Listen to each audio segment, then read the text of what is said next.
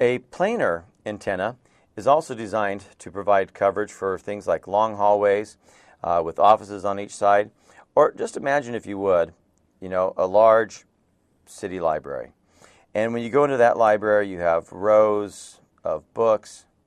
Do people still go to libraries, or do we just all download them now and read them on our laptops? But anyway, so I'm making some rows of books, and we're talking, a significant sized library here.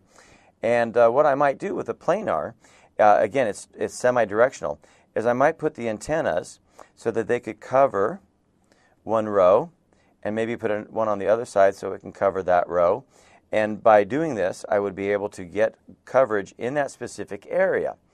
Or like it says, long hallways with offices on each side. That might work for you as well. It depends on how semi-directional, or basically what the beam width is of that access point. So that's where we might see the use of a planar type of access point.